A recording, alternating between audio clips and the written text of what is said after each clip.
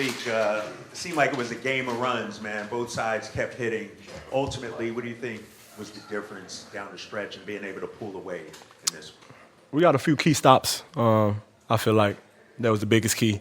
I feel like when we get up, we got to start stepping on people next, keeping them down, not letting them back in the game. And that's all the little things we do on the defensive end.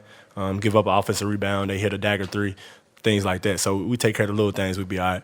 What about your boy Keon Ellis, man, especially cooking in that first half, 22 points out there?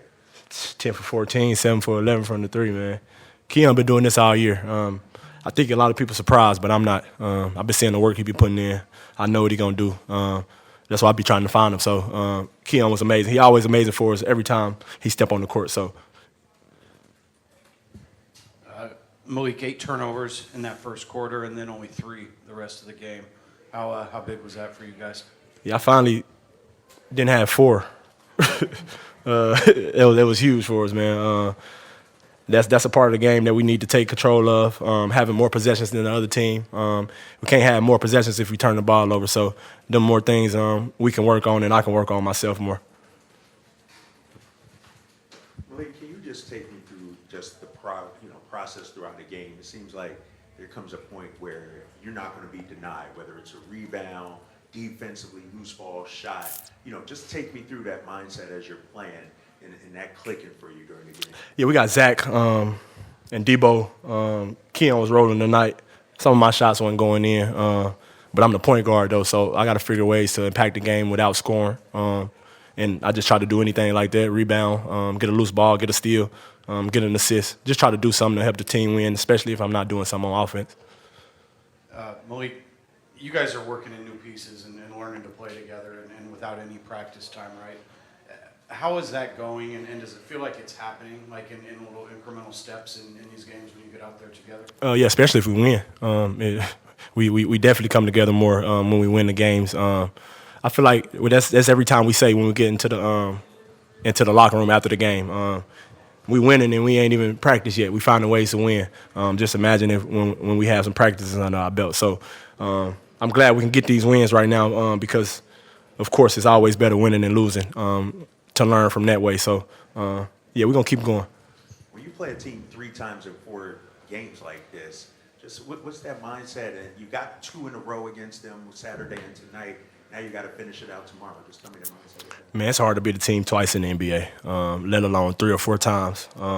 So we know we're going to get their best shot. Hopefully Zion don't play tomorrow.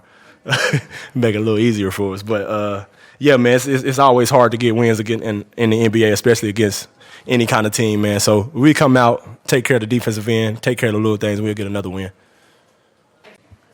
A lot of good. 3 quarters, sub 30. The 1 second quarter got away from us a little bit. 45 threes, that's the number.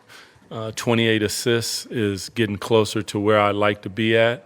And then some shot making and some performances from guys. Keon was fantastic. Like everyone is adding to it, and even Keegan, like only shoots 5 times for 6 points, but he comes up with 7 rebounds and 5 assists. Like he's going to have games where he breaks out for 20 or 30. Then he's going to have games like this where he has an assignment. And he accepts his assignment for the betterment of the group. And that's really what I want for them is the ability to turn into a special team that when our organization goes out and gets more talent, that means that everyone has to sacrifice. And as we continue to go down this path, that's the biggest thing. It's not about me. It's always about we. It's us versus them. And it's always going to be us. With Keon tonight, it seemed like he was aggressive right from the jump, looking for his shot. How big is that for him? It's huge because, there are a couple parts of Keon's game that I'd like to see improve. His ability to run the point guard position because he's a bigger guy, and that would be huge for him to be able to handle the ball at a really high level. He's turned into a knockdown shot guy. Even the pump fake sidestep that we've been working on in practice, he knocked that one down. But I would say for somebody who's played in similar positions, being aggressive with an aggressive mindset changes the whole game, because every time you catch it, you're looking, I'm going to get it. The defense has to run towards you. And if they don't, by the first or second look at it, you've seen it 3 or 4 times, and you're looking going, man, I'm going to knock this down. And I thought that was his mindset tonight, and in many ways just set a tone and saved the game in many ways. Doug, you guys had 8 turnovers first quarter and then only 3, I believe, the rest of the way. How big was that, and what did it take to clean that up in the last 3 quarters? Yeah, we talk about it, and I continue to say I don't think that our turnovers come from a bad place. It's not a selfish place. It's actually guys trying to do more, and even Domas's swing to the first row. Like, when he did it, he knew exactly, and I'm just saying, keep it super fundamental right there. All you got to do is play off 2, look him in the eyes, make a good chest pass, and he gets a wide open look. But to my point is, he's trying to make the right play. So those ones, as bad as it hurts me and as much as it frustrates me, I have to live, because I want them to play freely, but with a winning level of control. Yeah. Doug, how do you guys think you did on Zion tonight? And I know Trey had that charge, almost had 2 of them out. Yeah. Listen, he is a special player, man. Like, his ability to finish through contact, aerial, it's high level, because some of those shots require English. Some of them are high off the glass. Some of them are below the glass, and it's just a quick finish. And you get fouled, and you go to the line. He does it from sets. He does it in transition. So when you look at that, it's more about, trying to allow him to get his, slow some other people down, and walk out of this building with a win. That's really what it's about. You're not going to stop a talent like that, but you can slow them down. So 7 points less is a little bit of a slowdown. Doug, have you guys had one practice even since, let's say, De'Aaron went out? Yeah, no, but yes. Oxymoron. We're there and we're walking through things, but you got to understand that at this time of the year, there's not a lot of practice time. Not a lot of teams are practicing, but we're in the gym. We're going over things, we're correcting things, but we're doing it in a different fashion than running around the gym and using guys' legs up. That's not, I want them to be fresh. I want them to make shots. These guys are smart enough that we put them in positions, we show them, and now we talk about where I want to meet a guy when he rolls, what's happening on the backside, how am I Xing out, who has first pass, automatic, make sure you arrive on the catch. These are things that, and you see it a little more each time, and then it gets away from you sometimes, but when you say the word practice, I would have to say, what exactly do you mean by practice?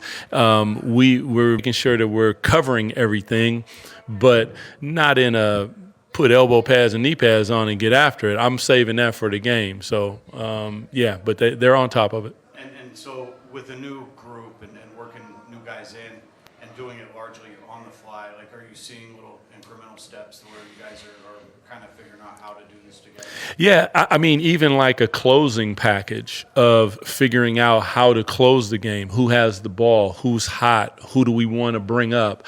Those things the guys are figuring out. I've told them about the spacing that I want, and we go over it in the huddle, but they're also figuring it out on their own, because part of us taking another step is not looking at the bench to solve the problem. I don't need to micromanage you. You guys got game, and I want you to play your game, and I want you to figure it out, because in the higher level moments that's where we're headed.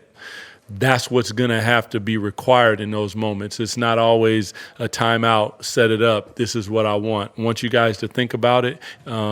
It's your team, it's our team, but do what's best for the team, always. With Zach, it seemed like he sort of let the game come to him. Yeah. Right? Is that something you guys talked about, or did you see that as well? Well, I want him to be super aggressive, but Zach is such a talent that he finds his way in the game. So, like, if he's not feeling aggressiveness, it's from something that he sees. It's not from any, like, I'm putting him in a position, but to his credit, like, he's not forcing it. And I think, you know, he played with DeMar, and DeMar and I and Leandro had conversations in the summertime about reading the game and understanding what's in front of you and showing them something, seeing what they do. Like, you're doing it like a boxer. I want to jab. I want to see how he responds to the jab. Then I set him up for an uppercut. Like, that's another level, and he's that type of talent. So with him working his way into the game, I have absolutely zero problem, because they're going to figure it out at a high level. There will be times when it's required, and I think he'll be fine. Appreciate you guys. Thank you.